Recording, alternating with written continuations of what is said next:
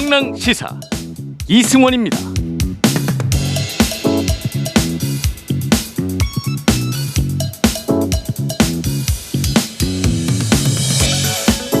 가사 노동자들에게 퇴직금과 4대 보험 등을 보장하도록 한 법안이 오늘 국회 본회의를 통과했습니다. 지난 70년 가까이 노동관계법 바깥에 있던 가사 노동자들을 드디어 보호할 길이 열린 거죠. 물론 정부 인증을 받은 업체에만 적용되기 때문에 한계는 분명하지만 그래도 한 걸음이 중요하겠습니다.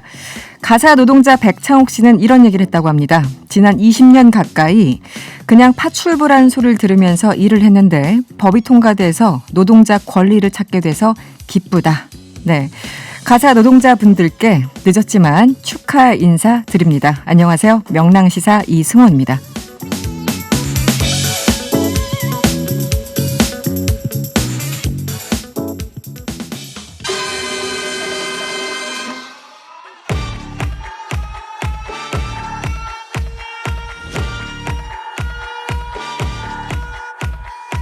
우리가 알아야 할 오늘의 절대 뉴스 콕 찍어 전해드립니다. 뉴스 원정대. 오늘의 뉴스를 더 깊게 더 재밌게 전해드리는 뉴스 원정대 시작합니다. 오늘도 두 분 나오셨어요. 헬마우스 임경빈 작가 그리고 오창석 시사평론가와 함께합니다. 어서 오세요. 안녕하세요. 네, 여러분의 의견도 저희들 항상 기다리고 있습니다. 지금 TBS 유튜브 채널에서 보이는 라디오로 함께 하실 수 있습니다. 지금 보이는 라디오와 함께해 주시고요. 무료로 이용할 수 있는 TBS 앱이나 짧은 문자 50원, 긴 문자 100원이 드는 샵 0951번으로 의견 많이 보내주세요. 네, 뉴스 원정대 오늘 첫 번째 이슈. 우리 시간으로 내일 새벽이죠. 한미 정상회담이 열립니다. 북한이 회담의 어떤 핵심 의제가 될 것으로 보인다고요? 네, 일단 젠 사키 이제 백악관 대변인이 브리핑에서 이런 이야기를 남겼는데요. 네. 우리는 물론 여기서 말하는 우리는 미국이겠죠. 네. 우리는 물론 북한이 내일 논의의 중심 주제가 될 것으로 예상한다라고 이야기를 남겼습니다. 그러면서 다만 바이든 대통령과 김정은 북한 국무위원장의 회담 논의 가능성에 대한 질문에는 그것이 의제에서 최고가 될 것이라고 예상하지는 않는다라고 얘기한 만큼 네. 흔히 말하는 북미 회담이 주제가 아니라 한반도 평화와 한반도의 앞으로의 미래 방향을 어떻게 할 것인가 이 부분이 중점적으로 다뤄질 것으로 보입니다. 네. 그 정상회담 사실 이제 정상회담 이후의 공동 성명은 네. 이미 대충 완성이 됐을 테고 그렇죠. 네, 약간 다듬는 정도일 텐데 기본적으로 어떤 내용이 담길 것이다 여러 가지 좀 전망들이 나오는 것 같아요. 지금 이제 사실은 정상회담이 열리기 전부터 계속 좀 주목을 받았던 게 네네. 이제 기존의 합의점, 그러니까 트럼프 김정은 합의 혹은 뭐 남북미의 이제 3자 합의 중에서 어디까지를 기준점으로 삼아가지고 그 다음 단계를 논의할 거냐. 이제 이게 굉장히 관심을 많이 받았었는데요. 얼마 전에 이제 캠벨 조정관이죠. 이제 아시아 정책을 총괄하는 백악관의 캠벨 조정관이 했었던 그 연합뉴스 인터뷰에서 네. 싱가포르 회담 얘기를 했었습니다. 네. 적어도 싱가포르 회담까지는 일단 인정을 하고 시작하겠구나라는 게 이제 그 인터뷰에 좀 굉장히 좀 중요한 부분이었는데 네네. 오늘 이제 취재를 통해서 나오는 내용들을 보니까 판문점 선언까지도 갈 수 있겠다라는 얘기들이 지금 나오는 것 같습니다. 네네. 자, 판문점 선언이라고 하면 이게 이제 북미 양자 간의 그 합의뿐만 아니라 남북 간의 합의도 미국이 같이 좀 논의를 할 수 있다. 이게 이제 미국의 어떤 출발점이 될 수 있다라는 입장인 거니까 굉장히 중요한 진전일 것 같고 네. 판문점 합의의 내용도 그렇습니다. 그 당시에 이제 판문점 선언에는 핵 없는 한반도 실현 그리고 이제 연내 종전 선언 적대행위 전면 중지 이런 내용이 담겨 있었는데 네. 그중에 적대행위 전면 중지는 지금 남북이 합의한 대로 지금 시행을 하고 있는 중이고요. 연내 종전 선언은 그때 이제 안 됐죠. 결국 네, 트럼프 안 됐죠. 대통령 측에서 이제 거부를 하는 바람에 그리고 이제 핵 없는 한반도 실현은 이제 장기 과제이기 때문에 네네. 뭐 그것까지는 그렇다 치더라도 만약에 판문점 선언에 대해서 이번 그 한미 정상회담에서 어떤 그 합의점을 만들어낼 수 있다면 기존에 우리가 갖고 있었던 기대보다 조금 더 앞으로 나아가는 결과를 좀 얻을 수도 있을 것 같다. 이런 전망들이 지금 나오는 것 같습니다.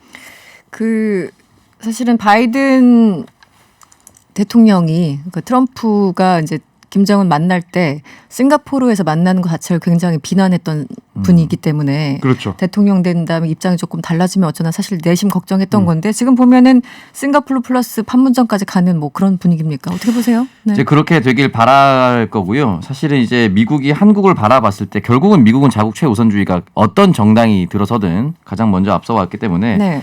바이든 입장에서 한국이 어떻게 되는 것이 미국에 유리할 것인가를 두고 이제 생각을 해보겠죠. 네. 그렇다면은 싱가포르가 판문점까지 받아들인다고 했을 경우에 네. 이건 곧바로 한반도가 대중국 최전진 기지가 될 수도 있다는 것까지 열어둬야 됩니다. 만약에 판문점 선언을 그대로 인용할 경우에는 네. 종전 선언이 되고 한반도는 더 이상 전쟁은 없다라는 것이 되고 그러면 전쟁은 없다라는 것이 가장 먼저 걸리는 것이 뭐냐면 주한미군입니다. 그럼 주한미군의 성격을 앞으로 어떻게 규정할 것인가? 주한미군은 왜 필요한 것인가? 그리고 지금 주한미군이 평택기지를 새로 만들었는데 이 평택기지는 과연 북한을 위했던 것인가? 중국을 위했던 것인가? 만들어질 때부터 얘기가 있었지 않습니까? 네네. 만약 이것까지 받아들인다고 하면은 주한미군의 성격이 완전히 달라지고 사실상 쿼드에 가까워지는 행보로 인식을 할 수가 있습니다.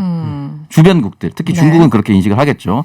그렇기 때문에 이 부분까지를 열어두고 미국이 움직일 것이기 때문에 만약에 이런 인용까지 나오게 될 경우에 앞으로 적어도 북한이 원했었던 그러니까 2019년 연초에 보면은 김정은 위원장이 함께 이제 노동당 사람들과 나와서 네. 정장을 입고 나왔거든요. 흔히 말하는 이제 조선 공산당 노동당의 옷이 아니라 정장 그러니까 양장을 입고 나왔다는 것 자체가 정상국가로 발돋움하겠다라고 네, 네. 했던 것인데 네. 그런 모습들이 앞으로 더 많이 나오고 그리고 문재인 대통령이 계속해서 노력해 왔던 만큼 전쟁 없는 더 이상 서로 양국 간은 그래도 전쟁을 준비하진 않겠다는 메시지가 네. 굉장히 유의미하게 하반기 전국을 뒤덮을 수 있을 것 같습니다. 그 이번에 이제 사실 정상회담을 준비하는 과정 한 달여 전부터 쭉 이제 보도들이 나오는 거를 종합적으로 봤을 때 굉장히 좀 중요하게 봐야 될 지점이라고 생각이 된 게 네. 원래 한미 정상회담이라고 하면은 주로 북한 혹은 이제 한반도 비핵화 문제가 이 핵심 의제로 항상 그냥 디폴트로 깔려 있었거든요. 네. 그런데 이번 한미 정상회담 같은 경우는 굉장히 좀 복잡다단한 여러 가지 의제들이 같이 지금 논의가 되고 있습니다. 특히 뭐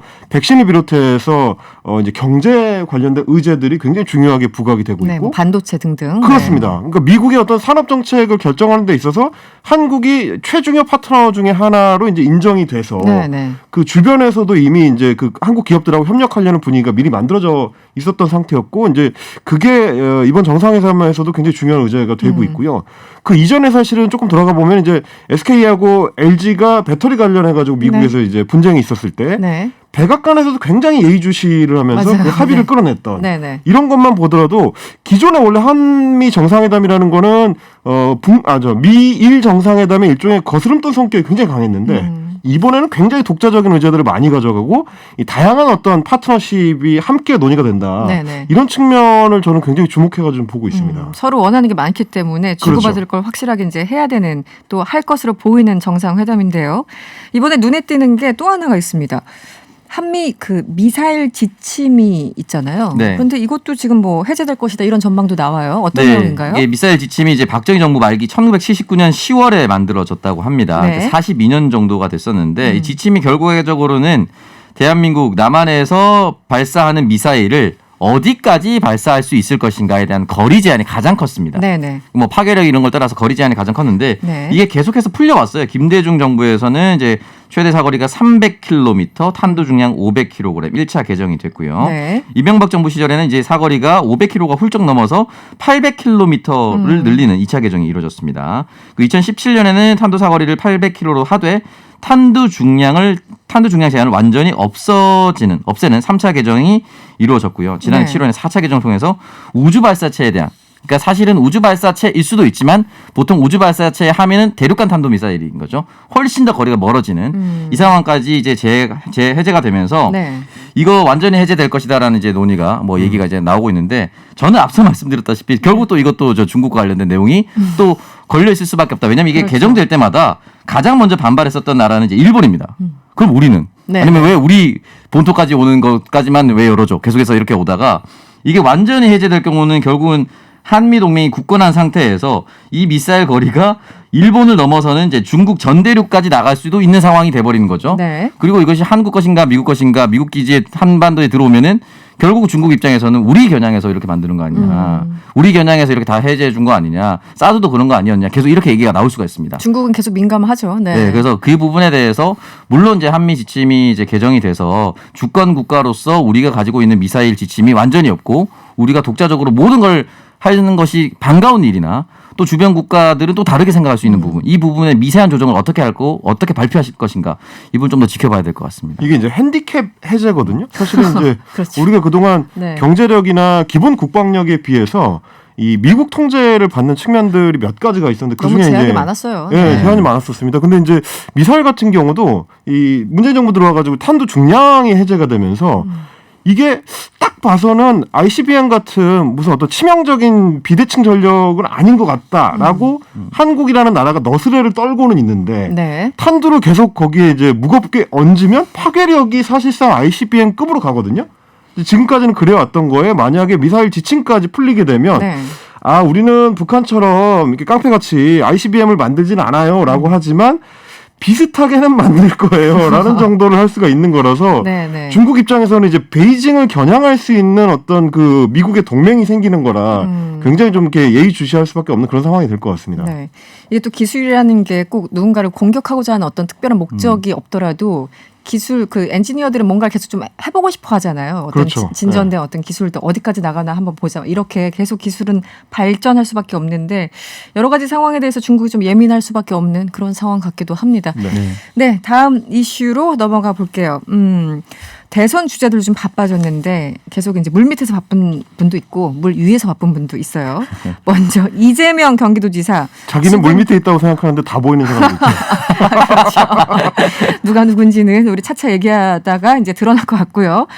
성공 포럼을 드디어 발족시켰습니다. 어떤 분들이 참여했습니까? 네, 일단 성공 포럼 같은 경우는 네. 현역 의원 중심입니다. 그렇기 때문에 원외 인사는 안 되고요. 35명의 현역 의원들이 이제 정회원으로 가입을 했고 네. 뭐 성장과 공정 두 가지의 키워드를 내세웠다라고 했지만 사실상 당 내에서 그러니까 여의도 내에서 이재명 경기도지사에게 정책적 연대를 하거나 함께 세를 과시할 수 있는 사람들로 분류할 수 있는 네. 포럼이라고 말씀드릴 수가 있고요. 뭐 민형배 의원이라든지 뭐 여러 의원들은 원래부터 이제 이 분류로 되어 있었기 때문에 놀랄 것이 없었는데 더 많은 의원들이 35명이나 이제 들어왔기 때문에 앞으로도 더 많아질 수 있을 것이다라고 충분히 예상을 해볼 수가 있습니다. 일단은 35명 현역 국회의원들. 와, 이 정도 꽤 많지 않습니까? 숫자도 어떠세요? 많은데 네. 저는 또 주목했던 게 뭐냐면 면면이 굉장히 좀 다양하게 구성이 돼 있더라고요. 네네. 초선 의원도 있고 중진 의원도 있고 친문계로 분류됐던 의원도 있고 호남계로 분류됐던 의원도 있고 네네. 이런 걸 보면은 기존에는 사실은 이제 그 민주당 내의 어떤 핵심 세력에서 이재명 지사에 대한 이제 터부시하는 그 감성이 굉장히 좀 강하게 자리를 잡고 있었는데 시간이 갈수록 결국 지지율 따라서 이제 조금씩 무너지는 거 아니냐 네. 이런 예상들이 나오고 있는 것 같고요. 또 하나는 사실 지난해 총선 시절하고 비교를 해보면 이재명 지사 입장에서 굉장히 좀 그 상점 벽해 수준의 이 파격적인 변화거든요, 지금. 네, 네. 사실 지난해에도 총선 당시에 이제 소위 말하는 이재명 퀴즈라고 해가지고 경기도 출신 인사들이 이제 수도권에 많이 출마를 했었어요. 네. 대부분 경선 탈락을 했었습니다. 본선까지 가보지도 못하고. 컷오프 되거나 이제 단수 공천 받아서 그렇죠. 아예 본 후보로 뛸 수가 없었죠. 그래서 그때만 하더라도 이게 벽이 굉장히 높구나라는 거를 생각을 했을 텐데 야 이렇게 변하는 걸 보면서 역시 지지율이 전부다 라는 생각을 또 하게 되는 거죠. 지지율이 네. 갑이죠. 어쩌겠어요. 역시 네. 정치인은 지지율입니다. 그래서 이 손가락 안에 이제 다 꼽히는 정도의 의원들이었는데 소위 이재명계가 이제는 네. 손가락으로 지금 셈이 안 돼요. 35명이 넘기 그러니까요. 때문에 네. 10손가락이 넘어갔어요. 사실 지난해만 하더라도 몇 명 안 되니까 네. 정성호 의원은 5이니까 이거 한 개씩 쪼개서 얘기해야 되는 거 아닙니까? 이렇게 했을 정도였는데 그 지금 보니까 초선이 3분의 2고 또 다른 분들 뭐 5선, 4선 다 섞여 있어요. 안민석, 정성호 의원 등등. 그리고 또 오늘은 이제 포럼이 연달아 열렸는데 성격은 좀 다릅니다만 오늘은 DMZ 포럼이 열렸는데 주목 센스틸러라고 하죠. 네. 이해찬 전 대표가 이재명 지사와 나란히 하는 모습이 계속 화면에 잡히더라고요. 어떤 상황인가요? 네, 일단은 네. 이제 전국 지지 모임이죠. 민주평화 광장. 사실 이제 광장이란 단어는 이제 이해찬 대표의 새 또는 포럼을 상징하는 단어인데 네. 쓸 수 있게 하면서 이제 흔히 말하는 이해찬 의원과 가장 가까운 사람으로 불려졌었던 이화영 전 경기도 평화부지사들도 네, 열심히 참여하면서 사실상 이해찬 대표가 마음이 이재명 도지사로 가 있는 것이 아니냐 이런 얘기가 많았고요. 실제로 같이 등장을 했기 때문에 많은 사람들이 두 사람이 겹치는 사진을 많이 더 찍으려고 했을 겁니다. 이미 그렇게 알려져 있었기 네, 때문에. 네.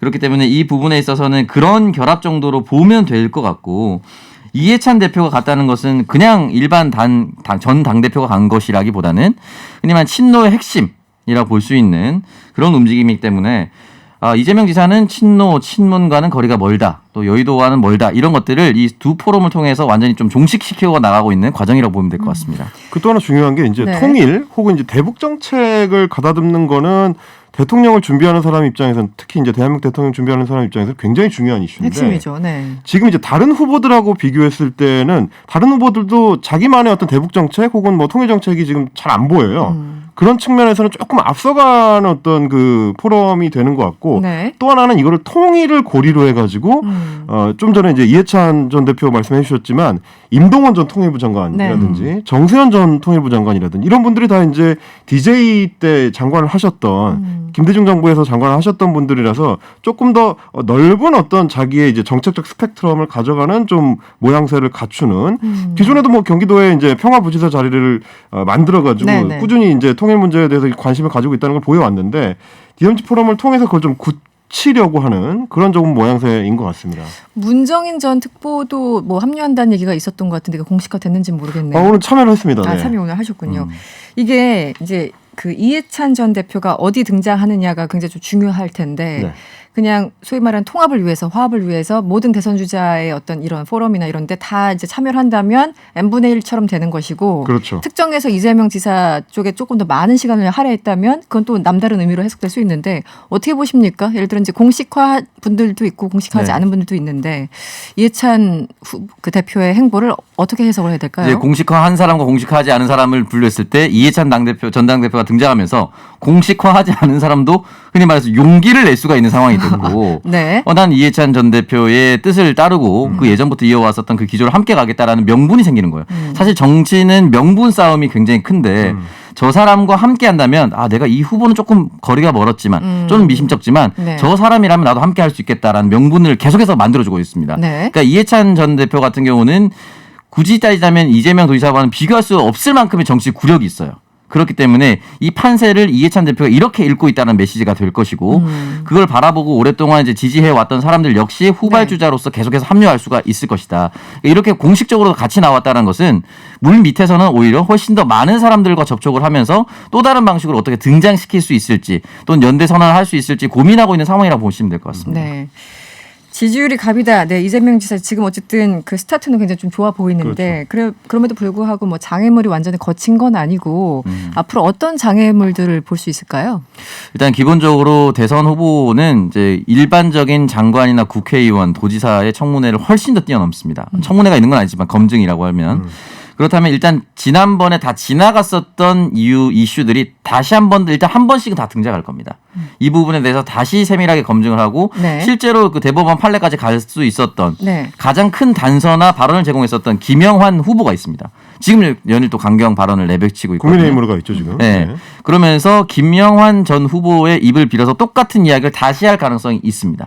그렇기 때문에 이 대법원까지 가게 됐었던 가족 간의 문제라든지 뭐 전화 욕설이라든지 뭐 여러 가지 이야기들이 다시 검증 잣대에 오를 것이고 네. 이게 첫 번째고 두 번째는 이제 기본 시리즈가 과연 대통령 경기도에서는 실험을 할 수 있는데 뭐 기본소득 등등 기본 시리즈. 뭐 네. 5천만 명에서 5,300만 명 사이의 대한민국 인구 전체에 어떻게 적용시킬 수 있을 것인가에 대한 정책 검증 이 부분이 굉장히 세게 좀 들어갈 것 같습니다. 네. 그리고 사실 이제 진행자께서도 지지율이 갑이다 이제 말씀해 주셨는데 또 정치권에서는 뭐가 있냐면 이 덩치가 중요합니다. 덩치. 예. 네. 지금 이제 한 30여 명 정도를 이 국회의원을 모은 셈인데 당내의 다른 경쟁자들 이낙연 전 대표 같은 경우는 한 40여 명 정도 네. 조금 더 덩치가 크고요.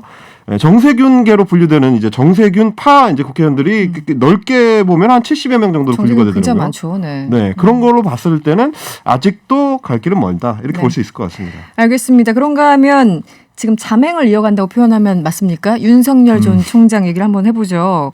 소리를 지르면서 자맹을 해요. 소리를 지르면서 자맹. 이게 뭔가 네 전문가 그룹 그러니까 그 전 총장을 지지하는 전문가 그룹 공정과 상식 회복을 위한 국민연합이 오늘 공식 출범했다고 합니다. 이 외곽 조직들은 진짜 얼마나 그 친한 건가요? 실질적으로 총장과 네, 전 총장과 네. 이게 또 사실 이제 패턴이 있습니다. 윤석열 전 총장과 관련해서 네. 지지 그룹이 나오거나 혹은 여기저기 뭐 이렇게 보도는 참 많이 됐었어요. 그렇죠. 팬클럽이 지역별로도. 뭐 결성이 되거나 네네. 뭐 이러면 항상 윤석열 전 총장 측에서는 우리와 직접 관계는 없다. 공식적인 거 아니다. 네, 공식적인 거 네. 아니다. 이렇게 얘기를 해왔는데 어제 열린 이 포럼의 그 타이틀이 굉장히 흥미롭습니다. 네. 윤석열 대통령 가능성과 한계.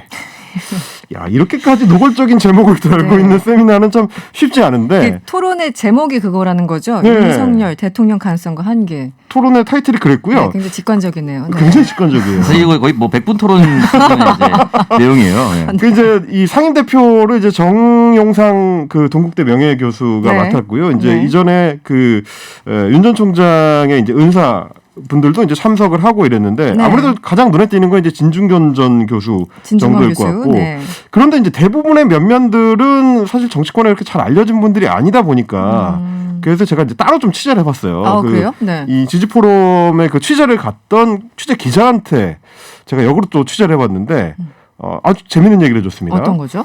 참석자들 중에서 눈에 띄는 사람이 하나 있었는데 참석자 명찰을 달고 있긴 한데 중동 쪽에서 오신 외국인이 있더라는 거예요. 외국인이요? 외국인이. 어. 그래서 어떻게 외국분이 윤석열 전 총장을 지지하는 이 포럼에 참석했나 이렇게 가서 이제 따로 물어봤는데 네. 정용상 상임대표의 학교 제자라고 했답니다. 아, 명예교수의. 네. 그래서 어떻게 이 자리에 오게 됐냐 이렇게 물어봤더니 우리 선생님이 오라고 해서 왔다. 그러면서 이 기자분이 덧붙이신 말씀이 뭐냐? 네. 그래서 이게 전반적으로 봤을 때 이런 것처럼 약간 분위기가 전반적인 인상은 약간 허당이다.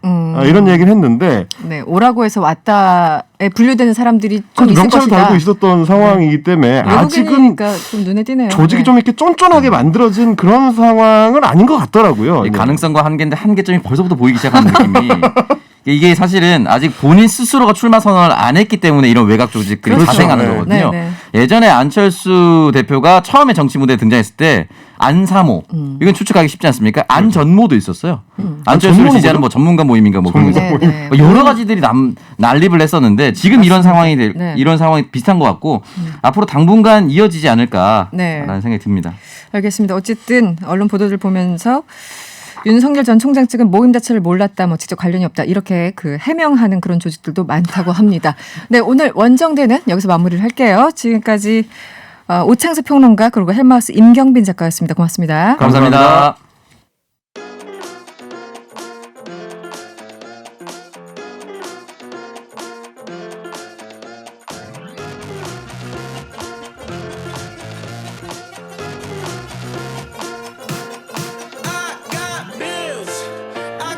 데이터로 보는 세상 이야기 명랑한 트렌드 시간입니다.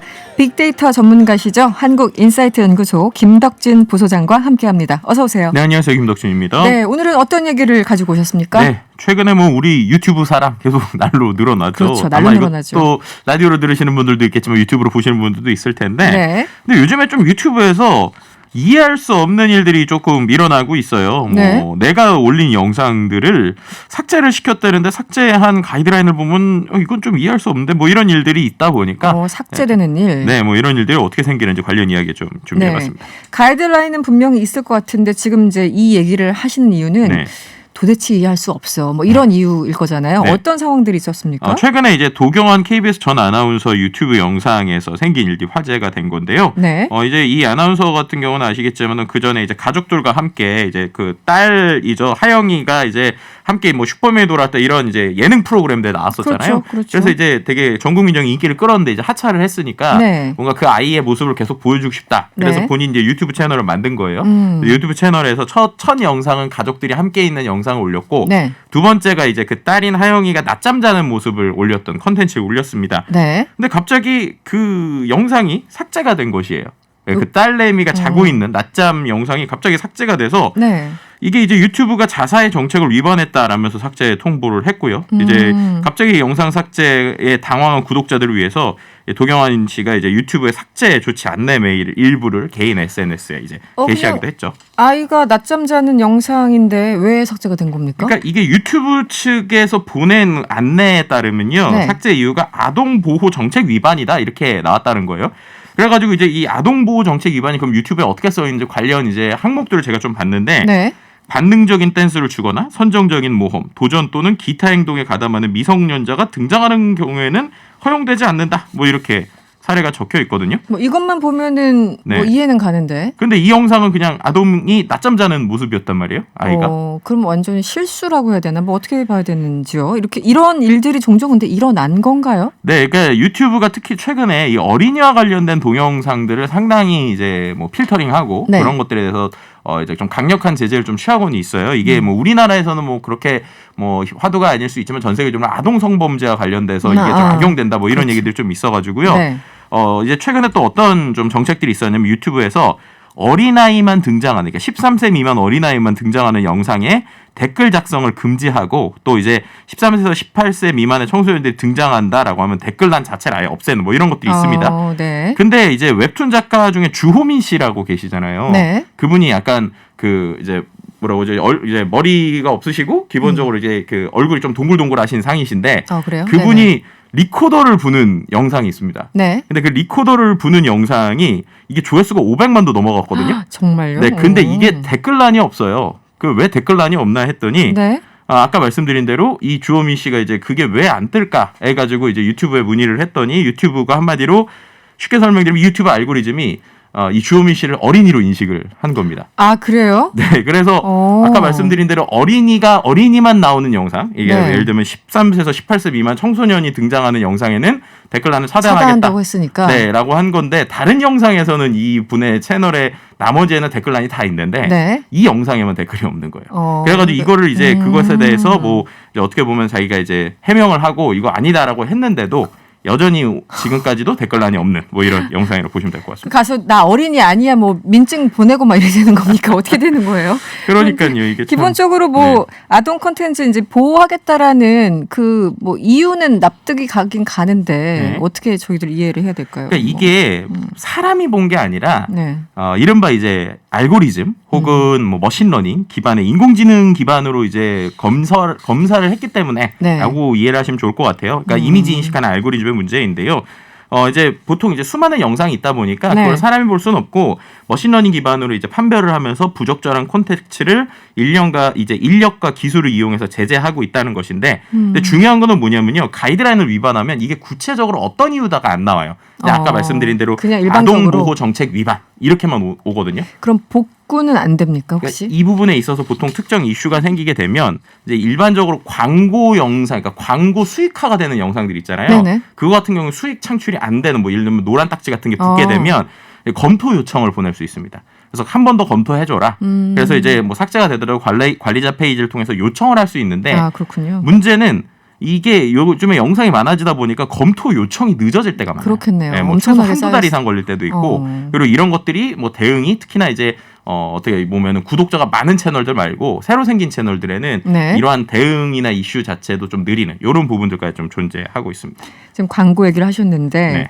유튜브가 다음 달부터 구독자가 1명인 채널에도 광고를 붙인다고 발표를 했습니까? 네, 그러니까 이게 이번에 약관이 바뀐 건데요. 이제 실제 미국에서는 이 약관은 작년부터 적용이 됐는데 네. 어제부로 이제 유튜브의 약관 업데이트가 됐어요. 근데 네. 그 업데이트에 보면 어떤 것들이 있냐면 일단 첫 번째는 이 그 영상에 그 광고를 붙일 수 있는 소유권이 유튜브에게도 존재한다. 그래서 예전에는 광고를 붙인다는 거는 어느 정도 수익이 창출되는, 예를 들면 구독자 1000명 이상의 시청 시간 4000시간 넘은 사람들이 맞아요. 자기가 이제 광고를 걸겠다라고 하면 광고가 걸리는 거잖아요. 몇 명 이상이었는데. 그렇죠. 네네. 그랬는데 이제는 그러한 광고 수익을 낼 수 없는 사람이라도 유튜브가 광고를 붙이겠다는 겁니다. 유튜브가. 네, 그러니까는 제가 광고를 붙여서 제가 예를 들면 구독자 10명인데 제 거에 자동으로 붙어서 뭐 저한테 수익이 오는 방식이 아니라요. 유튜브가 알아서 제가 영상을 올리면 거기에다가 광고를 붙일 수 있다라고 하는 게 이번에 이제 바뀐 약관이고요. 네. 그럼 이렇게 되면 어떤 이슈가들이 있냐? 네. 예를 들면은 저는 그냥 되게 청정하게 광고를 안 하고 뭐 공익적인 목적으로 뭐 이런 걸로 청정하게. 뭐 하고 싶은 거예요. 예를 들면 네. 구독자분들한테 뭐 예를 들면 홍보를 하고 싶다. 혹은 뭔가 그렇죠. 공익적인 목적 뭐 이런 사람들도 영상을 올릴 수 있잖아요. 그러니까요. 근데 네. 그런 사람들의 영상에 본인이 광고 수익을 창출 안 해도 이 유튜브에서 이제 자동으로 광고를 붙일 수 원하지 있게 되는 거죠. 않는 광고가 붙으니까 네. 정작 그 만든 사람 입장에서는 별로 반가운 일이 아닌 그렇죠. 그런 상황이 되는 거군요. 네, 이제 이러다 보니까는 업계에서는 이제 유튜브가 이제 유튜브 프리미엄이라고 그래서 네. 유료 서비스가 있잖아요. 광고 없이 광고 하는 없는. 거. 네네. 그걸 더 팔기 위한 전략이 아니냐. 뭐 이런 얘기도 나오고 있고요. 그거 왠지 네. 맞는 설명 같아요. 네, 그러니까 이제 귀찮으면 광고 보지 마라. 뭐 이렇게 광고 안 보려면 돈 내라. 뭐 이런 것들도 좀 하나 있고요. 그렇죠. 두 번째는 이제 이렇게 되면서 또 이번에 또 바뀐 게 미국 세법에 따라서 이제 전 세계 유튜버들이 수익 창출할 때 미국에 10%씩 세금도 이제 내야 됩니다. 10%씩. 네, 이런 이제 어떻게 보면은 비용적인 면들은 구글이 이제 뭐 쉽게 설명드리면 더 떼가는 이런 구조가 이제 생겼다라고 볼 수 있죠. 그 원치 않은 내 영상에 그 회사 측에서 그냥 광고를 딱 붙이면 네. 결국 내 컨텐츠를 어쨌든 활용하는 거잖아요. 그렇죠. 그럼 좀 보호를 해야 될 것 같은데요. 뭐 저작권이나 이런 거 보호. 그러니까요. 네. 그런데 뭐 최근에 또 국내 가수들의 노래를 중국 곡으로 도용되는 일들까지 좀 일어나고 있습니다. 그건 어떻게 되는 거죠? 이게 무슨 말이냐? 예를 네. 들면은 그 뭐 우리가 유명한 뭐 이승철 씨의 서쪽 하늘 노래 네. 뭐 이런 뮤직비디오 같은데 보면 보통 요즘에 유튜브에 영상을 올리면 그 안에 있는 음원들을 자동으로 인공지능이 분석해서 네. 그 저작권이 있는 사람들에게 저작권을 다 돌려주고 있거든요. 네네네. 근데 이 말씀드린 서쪽 하늘 뮤직비디오에 샤오미미라고 하는 가수의 노래인 쇠후 이전씨라고 이렇게 영상이 나와요. 그리고 또 뭐 저작권자는 베이징 첸 허스지다 뭐 이런 식의 나온단 말이에요. 그럼 뭔가요, 갑자기? 네, 그리고 또 이런 것뿐만 아니라 아이유 노래, 뭐 G.O.D 노래, 프리스타일 노래 등등 여러 곡들이 다 이런 식으로 갑자기 저작권이 말도 안 되는 중국 곡으로 뭐 중국 사람의 곡처럼 이렇게 나오는 이런 부분들이 지금 존재하고 있습니다. 그러면은 거기서 수익이 나면은 그쪽으로 가는 겁니까? 그렇죠. 오, 이거는 굉장히 네.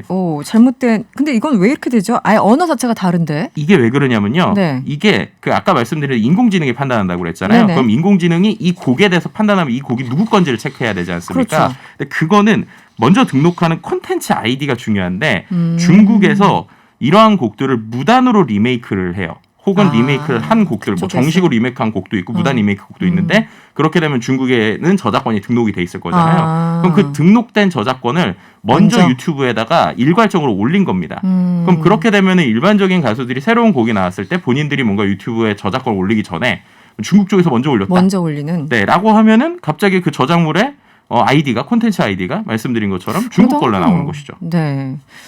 뭐 별로 똑똑하지 않네요. 네. 근데 그렇다면 이렇게 문제가 많이 이것저것 발생하고 있는데 네. 그렇다면 뭐 대응 아까 말씀하신 것처럼 뭐 대응이 그렇게 빠른 것 같지도 않고 어떤 네. 적극적인 조치가 좀 있어야 될 것 같은데 어떤가요, 실제? 그러니까요. 지금 실제로 그래서 뭐 유명 몇몇 가수들은 팬들이 먼저 나서가지고 자신들이 계속 뭐 이런 거 빨리 복구해달라 해서 바꾸곤 있는데 네. 중요한 건 그 기간 동안에 나가는 저작권료에 그러니까요. 대해서는 결국 그쪽에 가는 거잖아요. 그럼 이런 것들을 몇 번 장사처럼 할 수 있잖아요. 그래서 지금 뭐 우리나라의 음악권 저작권 협회들이 향후 저작권이 정상적으로 배분되도록 유튜브에 요구하겠다. 그리고 또 요구했다. 그리고 과거 사용료 소급도 요구할 예정이다. 뭐 이렇게 얘기는 하고 있는데요. 근데 지금까지 유튜브의 대부분의 그 어떤 응대를 보면 이런 한 건 한 건에 대해서 공식적으로 응대를 거의 하지 않습니다. 그리고 그냥 말씀드린 대로 뭉뚱그려서 이런 가이드가 있는데 뭐 이게 고쳐졌습니다. 네. 뭐 이런 수준이기 때문에 이런 부분에 있어서 좀 유튜브에서도 이제는 좀 적극적으로 더 대응해야 되는 것이 아니냐라는 목소리들이 나오고 있어요. 이게 왜 그러냐면 우리나라가 되게 놀라운 통계 중에 하나인데 네.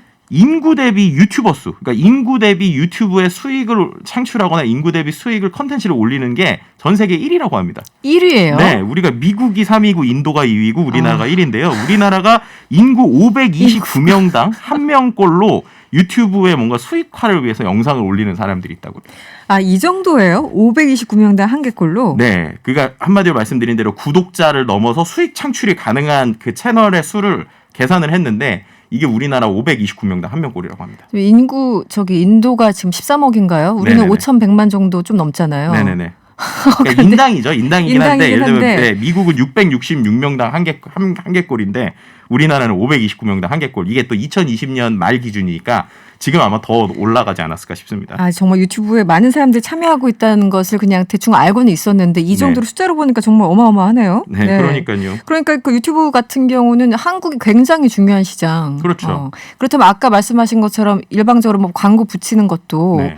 특히 우리 한국 시장에서만 특화돼서 그런 건가요? 뭐 그러니까 다른 이게 나라도 말씀드린 그럴 수 있을 것처럼 것 원래는 같은데. 미국은 작년부터 시작이 됐고요. 작년부터. 네, 작년 한 11월 정도부터 시작이 됐고 이게 이제 나라마다 순차적으로 오픈되고 있는 건데요. 그렇겠네요. 근데 이제 우리나라에는 이번에 이제 이거를 하겠다고 어저께 5월 19일이죠. 5월 19일에 약관 업데이트된 걸 이제 사람들이 공지를 했는데 근데 중요한 건 계속 말씀드린 것처럼 이만큼 그들이 결국에는 살아남기 위해서 그들은 뭐 예를 들면 넷플릭스처럼 본인들이 막 컨텐츠를 많이 만드는 데가 아니잖아요. 네네네. 그렇다면은 결국 사용자들이 올려주는 그렇죠. 컨텐츠를 가지고 먹고 사는 건데 콘텐츠를 가장 많이 올리는 우리나라 같은 곳에서 나오는 이런 음악에 대한 저작권이나 혹은 이런 것들에 대해서 뭔가 기술적인 이슈들을 좀 적극적으로 이제는 해결을 해줘야 되는 것이 아니냐 뭐 이런 얘기들이 좀 계속 나오고 있는 상황입니다. 그 최소한 성인을 아이로 인식하는 그거부터는 좀 고쳐야 되지 않을까. 세금도 많이 뗀다고 하는데 뭐 여러 가지 문제가 있어 보입니다.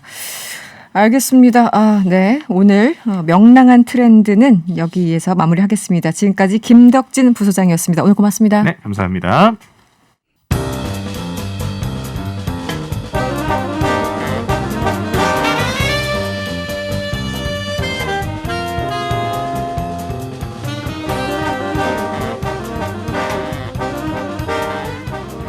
서울 시민을 위한 정보 공유의 허브 인서울 시간입니다. 오늘은 아동학대 대응 강화에 대한 내용인데요. 서울시 송준서 가족 담당관 연결해서 자세한 내용 들어보도록 하겠습니다. 과장님 안녕하세요. 예, 안녕하세요. 네. 서울시에서 아동학대를 막기 위한 대책을 좀 개선하겠다 발표를 하셨는데 주요 내용을 좀 소개해 주시죠. 예, 서울시 아동학대 강화 대책은 아동학대 예방과 현장 대응 보호에 이르는 전 과정에 대한 개선 대책으로요. 지난해 발생한 양천 아동학대 사망 사건과 같은 일이 다시는 반복되지 않도록 올 1월부터 서울시와 서울경찰청이 아동학대 현장을 점검하고 대응체계의 문제점을 파악하여 개선안을 마련했고요. 의료계, 법조계, 학계 등 아동학대 민간 전문가들의 정책 자문을 거쳐 3대 분야 14개 개선 대책을 마련했습니다. 네, 3대 분야 14개 개선 대책. 좀 구체적으로 설명을 해주시면 어떤가요? 네. 그동안 현장에서 가장 큰 문제점으로 지적되어 왔던 것이 네. 학대 판단과 의료 지원 체계 부재 문제였는데요. 네. 공무원과 경찰이 해오던 학대 판단 과정에서 의사와 변호사, 임상심리사 등 전문가가 참여하여 전문성을 크게 높였습니다. 그리고 피해 아동에 대한 신속한 의료 지원을 위해서 서울대병원과 서울의료원 등 8곳을 아동학대 전담 의료기관으로 지정하여 네. 야간과 주말 포함 24시간 동안 이용할 수 있게 했습니다. 24시간 이용이 가능한 거군요. 예, 가능합니다. 네. 네. 예. 또 아동학대 예방과 대응을 위한 인프라도 크게 확대했는데요. 서울시 아동복지센터를 아동학대 예방센터로 기능을 개편해서 아동학대 정책 수립과 유관기관 업무 지원 등 아동학대 예방 대응을 위한 컨트롤타워 역할을 수행하면서 피해 아동의 심리치료도 지원하게 됩니다. 네. 마지막으로 더불어서 아동학대 업무 전담 인력 및 보호시설을 지속적으로 확충해서 철저한 대응 체계를 구축하고자 합니다. 조금 전에 서울경찰청과 공동 대응하겠다, 전문가들과 대응하겠다 말씀하셨는데 서울경찰청과는 어떤 방식으로 함께 하시나요? 네. 서울시와 서울경찰청은 앞서 말씀드린 전담 의료기관 지정 운영과 학대 판정 체계 구축을 위한 공동 수행뿐만 아니라 복지 사각지대 아동에 대한 전수 조사를 연 1회 정례해서 위기 아동을 조기에 발견하고 시민인식 개선을 통한 아동학대 신고 활성화 등을 함께 추진하여 예방부터 보다 촘촘한 사회 안전망을 구축해 나갈 예정입니다. 신고에 대해서 이제 말씀을 주셨는데요. 이제 아동 학대를 발견하거나 좀 의심됐을 때 막상 어디로 먼저 전화를 해야 될까, 어디에 알려야 될까 좀 고민하시는 분들도 계실 거예요. 네, 아동 학대를 발견했을 때 의심스러울 때 어디로 신고를 하면 될까요?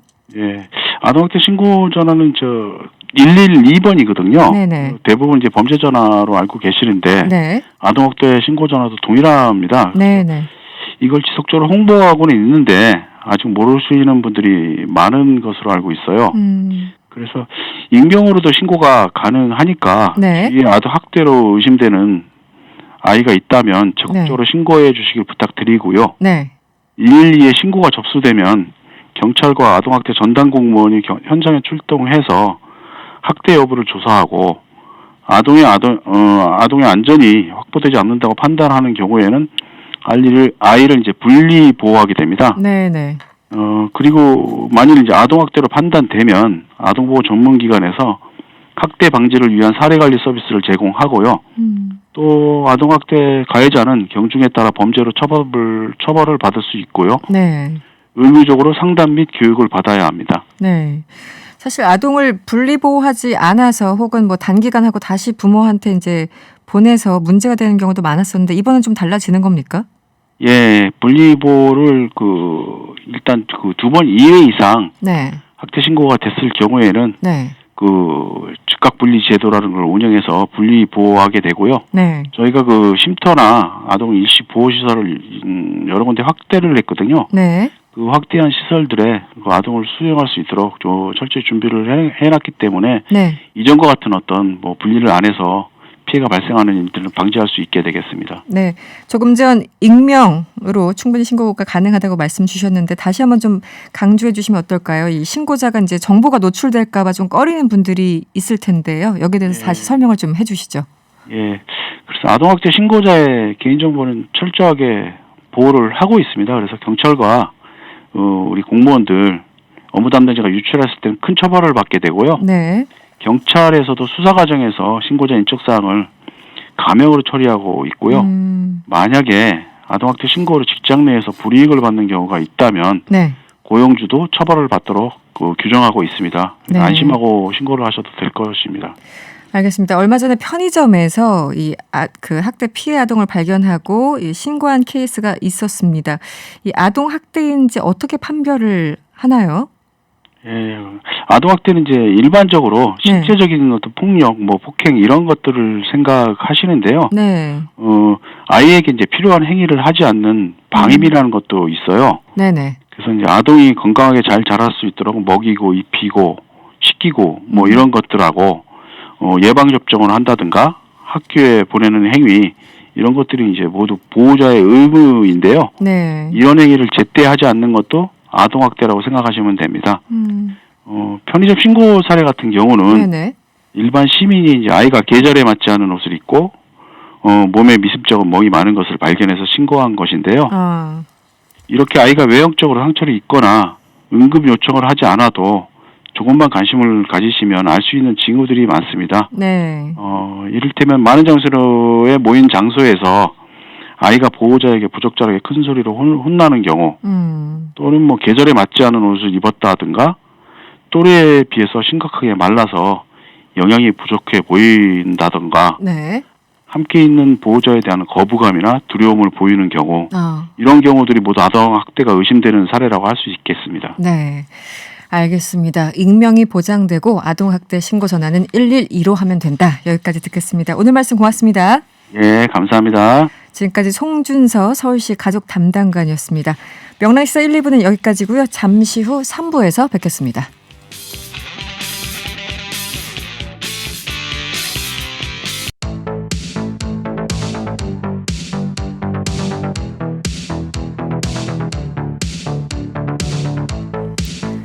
다가오는 5월 23일은 노무현 전 대통령 서거 12주기가 되는 날입니다. 오늘 명랑 인터뷰에서는요. 참여정부 시절 연설 비서관을 지냈던 강원국 작가와 이야기 나눠보도록 하겠습니다. 작가님 안녕하세요. 예, 안녕하세요. 반갑습니다. 네, 오랜만입니다. 예, 예. 네. 노무현 전 대통령이 세상을 떠난 지 벌써 12년이나 흘렀습니다. 정말 다시 한번 놀라게 되는데요. 예. 저희들이 느끼는 것과 작가님이 느끼시는 건 좀 다를 것 같아요. 그간의 어떤 시간이 어떻게 느껴지시나요? 글쎄요, 다르지 않을 것 같은데요. 그렇습니까? 예, 네. 예, 저는 오히려 강의나 또 글을 쓰면서 노 대통령 얘기도 많이 하게 되고 쓰게 되니까, 네. 예, 아무래도 자주 기억을 떠올리게 되죠. 그렇죠. 예. 근데 네. 크게 다르지 않을 것 같아요. 예. 네. 노 전 대통령 12주기 추도식 올해도 코로나 때문에 대폭 축소됐다는 소식을 들었습니다. 작가님께서는 추도식 참석하시나요? 예, 최근에 네. 알릴레오 북스 12주기 특집 방송 녹화하러 봉화에 갔다 왔습니다. 그러시군요. 네.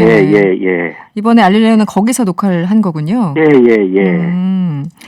알겠습니다. 그러면 저희들 언제 볼 수 있습니까? 23일. 오늘입니다, 오늘. 오늘이요? 오늘 방송은 이제 오늘 되고요. 오늘. 김은 작가의 카레 노래 가지고 얘기를 나눴습니다. 그렇군요. 네. 예. 알겠습니다. 나중에 챙겨보도록 하겠습니다. 예. 노무현 전 대통령과 인연 많은 분들 알고 계시겠지만 지금 작가님께서는 청와대에 그때 얼마나 계셨죠?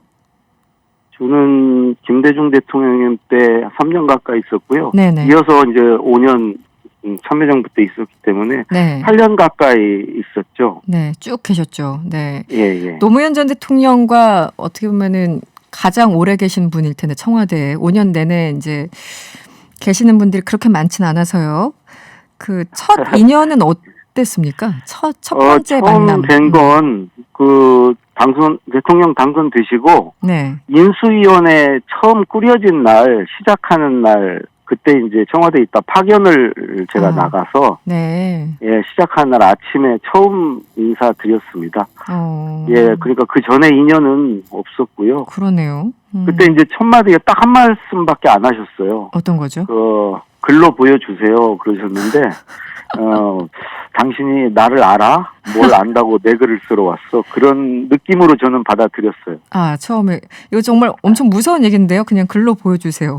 이렇게 예. 얘기를 들으면. 근데 글로 보여줬는데, 네. 한 번도 제 글을 읽지도 않으시고, 인수위가 한 2달 가까이 되거든요. 네. 2달 내내 했었는데, 거의 쳐다보지도 않으시더라고요. 그 요리하시는 분이 음식을 내놨는데 음식 손도 안 대는 그런 느낌이었을 텐데 그때 그렇죠. 정말 약간 모멸감도 느꼈을 것 같고 서운함도 있었을 것 같고 그때 어떠셨어요? 네, 이제 그냥 딱 하나였어요. 이제 그만둬야 되겠다. 네. 아니, 그만둬 수밖에 없겠구나. 당시 그런 생각이었고요. 네. 뭐 이렇게 야속하거나 그런 건 전혀 없었고요. 네. 대신에 김대중 대통령께는 좀 죄송했어요. 김대중 대통령께 그래도 글을 배웠는데 네. 가서 그렇게 완전히 무시당하는 근데 이제 그 취임하시고 나서 네. 저를 관저로 저녁 때 오라고 그러셔가지고 네. 한 2시간 넘게 글을 가르쳐 주셨어요. 나는 그렇게 안 쓴다고. 그건 내 글이 아니라고. 나는 이렇게 쓴다고. 왜 이렇게 자네는 첫째, 둘째, 셋째를 좋아하냐고. 네. 그리고 왜 글에다가 그리고 그러나 그러므로 그런데 뭐 이렇게 못질을 해대냐고. 훌륭한 목수는 못을 쓰지 않는다고. 네. 문맥으로 이으라고. 뭐 그런 얘기를 한 32가지 말씀을 해주셨어요. 32가지요? 기억하죠. 예, 2시간 넘게. 그게 아예 머릿속에 이렇게 정립이 딱 되어 있으시더라고요. 글을, 나는 글을 어떻게 쓰는지, 글은 어떻게 써야 하는지, 본인의 어떤 기준, 원칙 같은 게 분명하다고 생각했죠. 근데 글을 이제 쓰는 특히 연설비서관이나 이런 분들의 운명은 그 스피커, 뭐 김대중 대통령이든 아니면 노무현 대통령이든 그분이 쓰는 이제 톤 앤 매너, 뭐 특정한 단어, 말투 이런 걸 다 감안해서 쓰게 되잖아요. 그렇죠. 그러니까 완전히 모드 전환을 했었어야 되는데 DJ와 노무현이 다르니까 쉽지 네. 않았어요.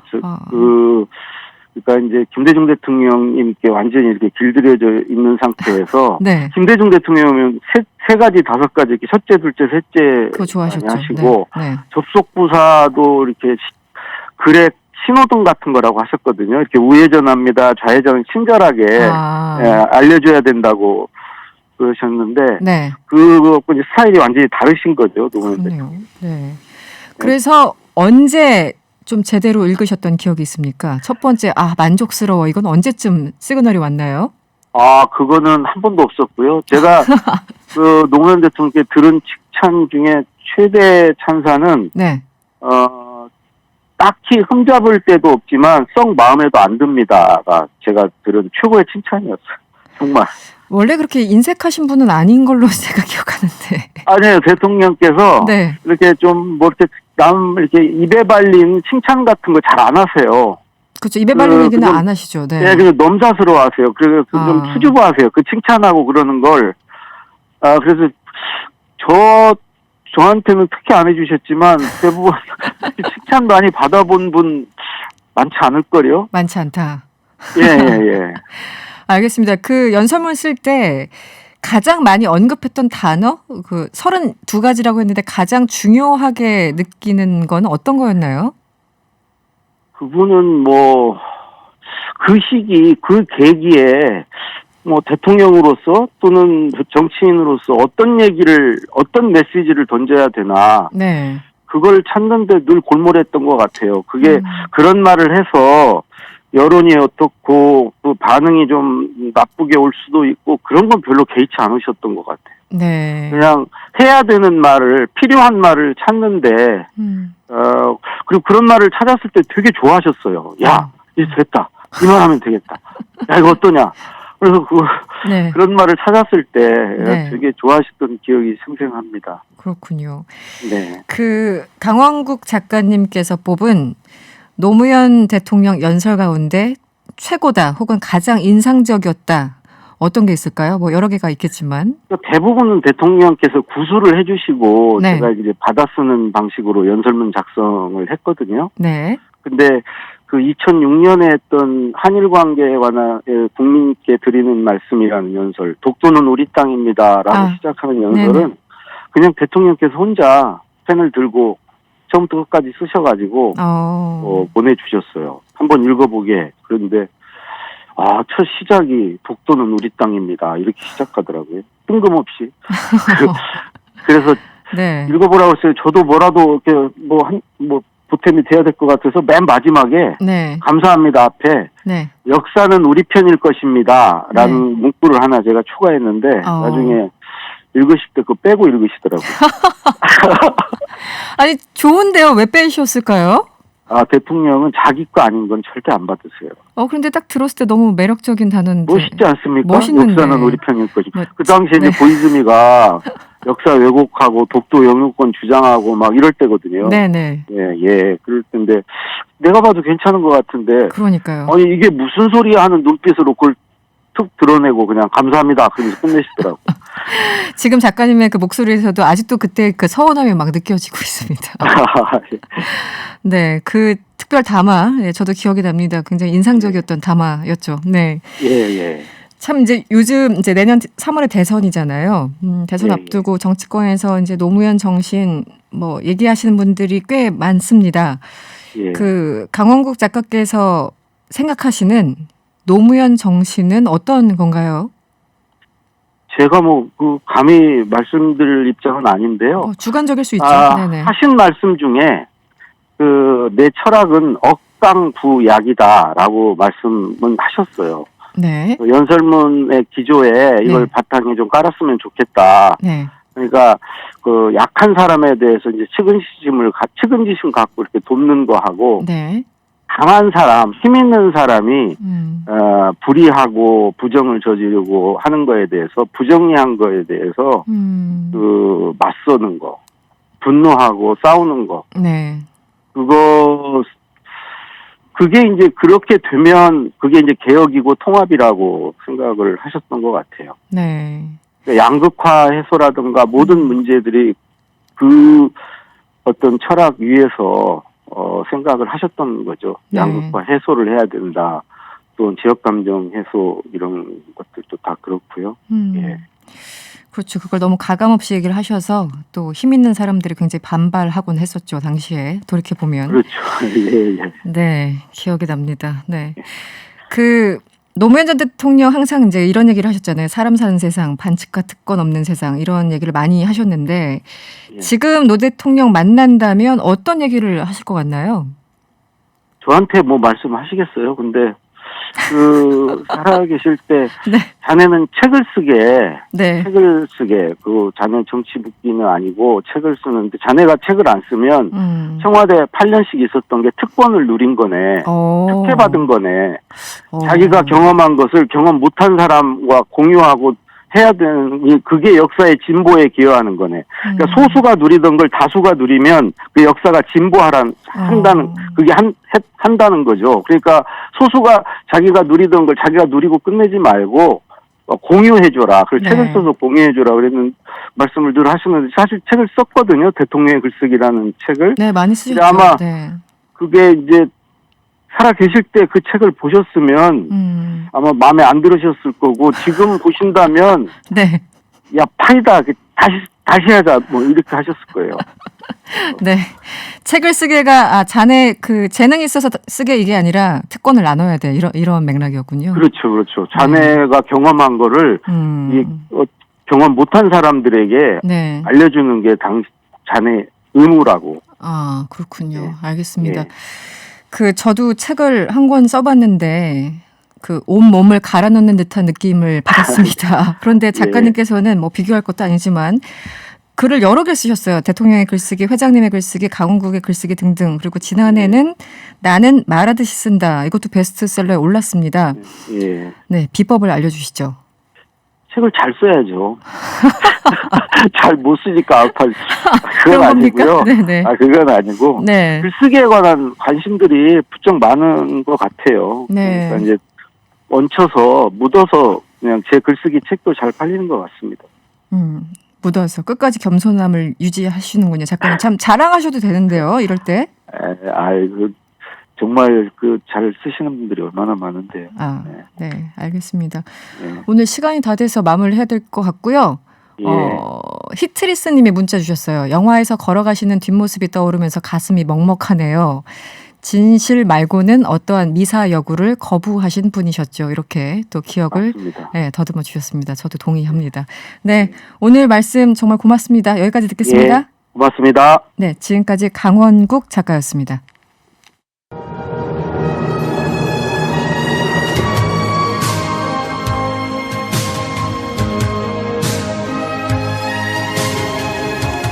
노래의 사건과 법률 정보까지 담았습니다. 노래는 사건을 싣고 시간이죠. 금요일 마지막 시간을 책임져 주시는 분, 우리 다재다능한 신유진 변호사 스튜디오에 나와 있습니다. 어서 오세요. 안녕하세요. 네, 오늘 함께 이야기 나눌 노래 먼저 들어보도록 하겠습니다. 가지마 소리쳐 사랑해 사랑해 소리쳐 소용없는 말 너에게 닿지 않는 말 내가 더 아파도 괜찮아 눈물이 흘러도 괜찮아 기다릴 테니 내게로 돌아와 줄래 제발. 네, 지금 들으신 곡은 먼데이 키즈의 가지마. 네, 오늘도 뭔가 의미심장한 노래가. 네, 오늘 사건은 주유중 출발한 차에 다친 알바생. 네, 저도 이 기사 읽었는데 대략 읽었습니다만 자세한 설명을 좀 부탁드릴게요. 네. 어떤 상황인가요? 네, 주유소 아르바이트 중인 대학생이 네. 지난 14일 밤에 이렇게 주유건을 꽂고 카드를 결제한 후에 네. 운전자에게 주유 중이니 기다려주세요라고 말씀을 드리고 운전자는 카드를 받고 주유가 끝난 줄 알았다라고 하면서 차를 출발시킨 거예요. 안내를 했는데 네. 운전자는 끝난 줄 알고 그냥 출발했다고 운전자가 이제 운전자의 진술은 그런데 네. 알바생은 기다려달라고 말을 했다고 했거든요. 네. 근데 기다려달라는 말을 들었으면 끝났다라고 생각할 수가 없을 텐데 그렇죠. 출발을 하면서 네. 보니까 알바생이 그 주유건을 잡고 있다가 붕 공중에 뜹니다. 그래서 그 기둥에 머리를 부딪히는 사고가 발생하는데요. 기둥에 부딪힌 거예요? 네. 그 사고 직후에 운전자가 놀라서 바로 내려가지고 네, 그렇겠죠. 예, 이제 알바생한테 와서 어떠냐라고 물어봤는데 운전자의 말로는 알바생이 괜찮다라고 말을 해서 네. 인적사항을 주고 자리를 떠났다고 해요. 네. 그런데 또 이 아르바이트 대학생은 괜찮다고 말한 기억이 없다라고 또 말을 하고 있어요. 계속 진술이 엇갈리네요. 네. 그런데 이제 사고 발생 15분 직후부터 네. 그 아르바이트생한테 후유증이 오기 시작해요. 그래서 자꾸 뭔가를 기억이 안 나는 거예요. 일시적으로 뭐 기억이 안 나니까 네. 이 당시에 주유소 사장님과 전화를 하는데 한 3번 정도 전화를 해요. 그런데 사장님 아까 무슨 일 있었나요? 제가 기억이 안 나서요. 이런 식으로 말을 하는데 그게 쇼를 한다고 연기를 한다는 그런 게 아니라 정말 사장님도 너무 걱정돼서 너 왜 그래? 너 왜 그래? 너 괜찮냐? 막 이렇게 물어보시면서 사장님이 이제 마침 매장 뭐 가게 안에 있었던 게 아니라서 오는 중이었나 봐요. 너 그 자리에 그대로 있어라. 움직이지 말고 그대로 있어라. 내가 2, 3분 후면 도착한다라고 해서 사장님 도착을 했는데 이 이제 알바생이 이 당시에 응급실에 가서 CT 촬영을 했지만 네.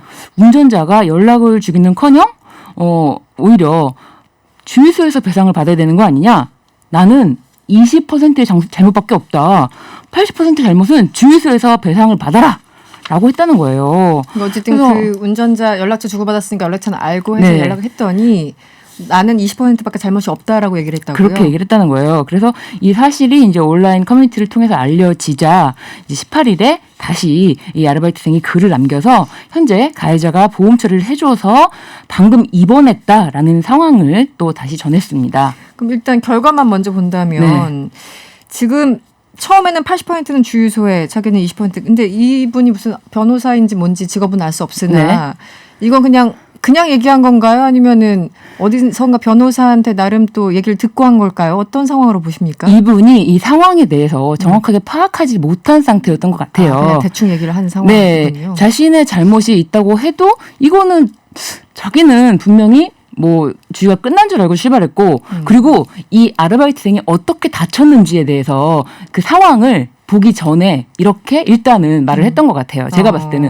왜냐하면 그 CCTV를 영상을 실제로 보면은 자신이 주유 중에 출발했다는 걸 알 수 있었을 텐데 그것에 대해서 전혀 인식하지 못한 채로 아르바이트생이 넘어져서 뛰어갔다라는 정도로 인식하고 있었던 것 같아요. 차 그러니까 안에 있어서 정확하게는 몰랐을 수는 그 있겠죠. 각도가 보이는 각도는 아니었어요. 그런데 나중에 이 아르바이트생이 더욱 이제 조금 공분을 일으키게 됐던 부분은 이 아르바이트생 어머니께서 연락을 드리면서 이 영상을 보냈대요. 그런데 영상을 확인하지도 않은 채 이 영상을 보내지 마라 막 이랬다는 거예요. 그건 좀 말이 안 되네. 예, 그래서 이제 뭐 많은 사람들이 여기서 공분을 한 거죠. 아니 어떻게 사고가 났으면은 당연히 보험 처리를 해줘. 어떻게 그럴 수가 있냐 이제 이렇게 된 거죠. 그럼 이런 경우 어떻게 돼요? 그러니까 보통 저도 이제 차 주유하면 주유 중입니다. 아직 출발하지 마세요. 그 얘기를 항상 듣거든요. 네.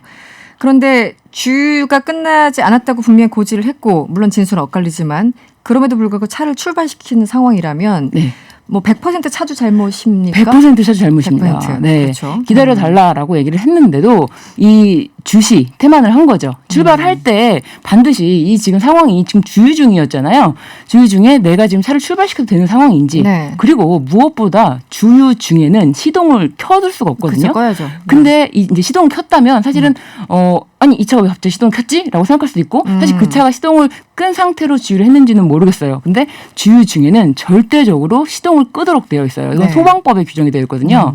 이게 여러 가지 위험을 발생시킬 수 있기 때문에 예, 반드시 주유 중에는 시동을 꺼라. 그런데 이 알바생이 카드를 돌려줬고 만약에 이 차주가 그 고지를 받지 못한 상황이라면 각각의 입장에 생각을 해보는 거예요. 그러니까 카드를 돌려주니까 끝났나 보다 하고서는 갈 수도 있잖아요. 차주가. 그게 잘했다는 게 아니라 그런 경우는 법적으로 좀 달라집니까? 그럼에도 불구하고 운전자는 주유 의무가 있어요. 출발할 때 자신에게 출발할 수 있는 상황인지 혹시 주유소라는 공간은 또 사람들이 왔다 갔다 하고 사람이 뒤에 있을 수도 있고 자신이 옆에 있을 수도 있고 충분히 주위를 살펴서 출발해야 되는 주유 의무가 있기 때문에 만약에 아무런 얘기를 안 했다 하더라도 알바생이 그 차 주유구에서 주유건을 들고 있는데 그거를 확인하지 않은 채 출발했다면 운전자의 과실입니다. 네, 그렇죠. 그 뭐 주유건하고 그 알바생도 중요하지만 그 외에 다른 사람들도 있을 수 있으니까 다 살펴봤었어야 되는 건데. 그렇죠. 그러니까 그 공지를 받던 안 받았던 간에 무조건 살피고 갔어야 된다. 그렇죠. 무조건 살피고 가야 됩니다. 그리고 무엇보다 이 주유기 방향이 운전자 쪽에 있었거든요. 그래서 이게 백미러를 통해서 확인할 수 있는 상황이었어요. 이게 뭐 안 보이는 사각지대에 있었던 것도 아니고 알바생이 바로 옆에 서 있기 때문에 이렇게만 봐도 알바생이 옆에 서 있다는 걸 알 수 있었던 상황이었어요. 네. 그러면 처음에 그 20, 80 주장은 그냥 한 거예요? 이 주장은 아무래도 어디서 뭐 근거한 게 아니라 근거라기보다는 뭐 산재보험 적용받아야 되는 거 아니야? 주유소가 사업장이니까 사업장에서 다쳤을 경우에는 산재를 처리되는 거 아니냐라는 추측을 해볼 수가 있는데 사실 운전자가 배상을 안 해준다고 버티면 이 아르바이트 학생은 산재보험 처리를 받을 수가 있습니다. 그렇다면 이 근로복지공단에서는 이 사고의 원인자인 이 운전자에게 다시 구상권을 행사하도록 되어 있거든요. 그렇기 때문에 이 운전자의 책임 자체가 뭐 자신의 말이든 아니면은 산재를 처리받는다고 해도 없어지는 건 아니에요. 어쨌든 그 차주가 문제였으니까 나중에 구상권을 이제 당하는 거군요. 그래서 결국은 다 보상을 해야 되는 그런 상황들. 이런 경우는 이제 자동차 외에 뭐 접촉사고 나거나 뭐 그랬을 때 실제 접촉하지 않더라도 뭐 이렇게 넘어지거나 이런 경우 있잖아요. 뭐 오토바이 지나가 넘어지고 뭐 이런 경우. 그래서 이제 살피고 지금 이것처럼 그 알바생을 살피고 연락처 주고받고 했으면 그거는 뺑소니는 아닌 건가요? 어떤가요? 이게 뺑소니 지금 사고 규정이 발생 시 뭔가요? 조치가 네. 있는데요. 도로교통법 54조에 있는데 네. 일단은 이 다급하게 내렸어요. 차량에서 내리고 일단 내리고. 네, 내리고 이 상황이 제가 영상을 보니까 이거를 뺑소니로 보기는 좀 어렵다. 왜냐하면 이 지금 아르바이트생도 사고 발생 직후에는 자신이 어떤 뭐 이상 증세라든지 아픈지를 모르니까. 후유증인지 그런 걸 못 느꼈던 것 같아요. 근데 15분 그 충돌이 있은 후 15분 후부터 계속 자신이 기억이 좀 이상한 것 같다라고 네. 이제 얘기하는 거 보면은 그 즉시에는 본인도 자신의 몸이 어디가 이상한지 잘 못 느꼈을 것 같아요. 그리고 만약에 이 운전자가 이 사고에 대해서 정확하게 인식했다면은 바로 그래도 병원에 데리고 갔을 건데 네. 이 운전자가 아마 그 당시에 알바생이 좀 넘어져 있는 정도 이렇게 앉아 그 있었거든요. 심각성을 몰랐구나. 네, 심각성을 전혀 모른 것 같아요. 알바생이 이렇게 그 영상을 보면 굉장히 심각하게 부딪히고 나서 고개를 떨고 앉아 있었는데 운전자가 딱 내렸을 때는 알바생이 이렇게 앉아 있었거든요. 그러니까는 넘어졌구나 이 정도로 생각한 것 같아요. 그래서 웬만큼 다치지 않으면 그렇게 풀썩 주저앉아 있지도 않는데 사실. 그래서 병원에 데려갈 생각을 못했던 것 같아요. 그래서 이거 영상을 보면은 뺑소니로 보기는 어렵겠구나. 그런데 다른 상황에서는 이렇게 자신의 명함, 연락처만 주고 간 경우에 뺑소니로 볼 수 있는 경우도 있습니다. 근데 이 사건에서는 이 사건 그러니까 예를 들면은 뭐 도저히 자신의 몸을 움직일 수 없는 사고가 발생했는데 네. 명함과 연락처를 주고 간다면 이건 뺑소니가 맞죠. 그런 경우가 설마. 네. 있어요, 있을도? 그러니까요. 그런 사고는 다양한 사고가 많이 있습니다. 그래서 이 사건 같은 경우에는 그 당시의 심각성을 몰라서 이 뺑소니라는 거는 고의범이거든요. 네. 고의로 내버려두고 도망가거나 아니면은 연락처를 안 주거나 고의로 이 상황 자체는 전부 다 인식하고 있는데 본인이 회피하려는 고의가 있어야 돼요. 근데 여기서는 그거를 내가 여기서 벗어나야지, 여기서 도망가야지라는 고의라기보다는 이 상황에 대한 인식이 좀 부족하지 않았나 좀 그런 생각이 들어요. 그런데 이 인식이 부족했다고 할지라도 그 후에 처리가 너무 미숙하고 너무 좀 상식적으로 그리고 도의적으로 좀 어긋나는 게 아닌가 그런 것 때문에 더 화가 나는 것 같아요. 그렇죠. 지금 그 4708번 님도 문자 주셨는데 주유 중 시동을 끄는 것은 상식 중의 상식입니다. 기본적인 것이고요. 이 사건은 운전자가 적반하장으로 행동했네요. 이렇게 같이 분노하는 문자를 주셨는데 지금 그럼 주유소 사장님은 아무런 뭐 책임은 없는 거죠? 지금 그 차주와 알바생 간에 어쨌든 문제이고 사건인 거죠. 네, 그렇죠. 거죠. 이 주유소에서 뭐 특별히 산재를 적용을 할 수도 있는데 굳이 하지 않는 것은 여기 바로 또 직후에 바로 또 이제 이 사고의 원인 책임을 준 그 운전자가 보험 처리를 했다고 하는데 사실 운전자가 보험 처리를 안 해준다고 치료를 못 받는 건 아니에요. 본인이 치료를 받고요. 본인은 이 상황에 대해서 다 알잖아요. 피해자는. 그렇기 때문에 억울해서 치료를 못 받고 있을 필요는 없고요. 치료를 다 받으면 됩니다. 받고. 근데 알바생 경우 이렇게 돈이 없거나 특히 이런 경우 좀 어린 학생들 같은 경우는 내가 했는데 혹시 못 받으면 어떡하지 해서 아파도 병원 안 가고 참는 친구들도 있을 거잖아요. 예를 들어 좀 어린 친구들은. 근데 요즘에는 교통사고라는 것에 대해서는 내 병원에 가서도 이제 그렇고 교통사고라는 것에 대해서는 최소한 이게 기본적인 장치는 다 돼 있으니까. 그렇죠. 기본적으로 보험 처리가 된다라는 것에 대해서 인식이 없는 건 아닌데 다만 그거를 안 해줄 경우 늦어질 경우에 내가 그러면 내 돈을 일단 내야 되는 거냐라는 그런 불안함, 불편함이 있는데 이럴 경우에는 경찰에 CCTV까지 있었기 때문에 교통사고라는 교통사고 신고, 처리 신고를 하면 됩니다. 그런데 뭐 이 차량이 종합보험에 가입되어 있고 이게 이제 주인 과실로 보기는 조금 어려운 부분이 있어서 처벌이 되는 것은 아닐 것 같은데 일단은 신고를 하면은 경찰이 그 부분에 대해서 판단을 하기 때문에 그리고 교통사고가 났고 당신의 과실이 있고 이거를 피해자가 맞다라고 해주면은 보험회사에서도 처리 안 해줄 수가 없거든요. 그리고 오히려 이렇게 그러면 어쩔 수 없겠네요. 그냥 경찰에 신고를 할게요. 그렇게 하면 되거든요. 뭐 신고해 단순하게 저를 피해자로 처리해 주세요라고 할 필요가 없고요. 피해자를 처리해 주세요라고 했는데 그쪽에서 무슨 소리야? 80%는 주유소에서 받아. 알겠습니다. 경찰에 신고하겠습니다. 네, 수고하세요. 그럼 깔끔하게 이렇게 되는 거니까. 알겠습니다. 질문이 왔어요. 4061번님은 그럼 시동이 채 안 꺼졌는데 주유한 알바생은 뭐 그러니까 고지의 책임이 없나요? 뭐 이런 질문이 왔는데 어때요? 시동이 최 안 꺼졌는데 시동 걸린 상태에서 주의를 했다는 건가요? 어떤 질문의 의지를 잘 그런 것 파악이 같아요. 안 되는데. 시동을 안 끄고 그냥 파킹에 놓고 네. 하는 경우도 있잖아요. 사람들마다. 그게 좀 케이스가 다른데. 그 소방법상에 네네. 그게 위법사항입니다. 그래서 위법사항. 그 부분에 대해서는 사실은 주유소에서 오히려 주유 중 시동 꺼주세요라는 써 있잖아요. 네, 네, 그거를 네. 굉장히 크게 뭐 글씨체 뭐 글씨 그 크기까지 해가지고 써붙여야 될 의무가 있거든요. 그래서 그런 부분에 대해서는 시동을 끄는 것에 대해서는 주유소에서 안내를 해야 된다. 알겠습니다. 지금까지 신유진 변호사였습니다. 고맙습니다. 네, 감사합니다. 네, 명랑시사는 여기까지고요. 전 다음 주 월요일 저녁에 뵙겠습니다. 이승원이었습니다.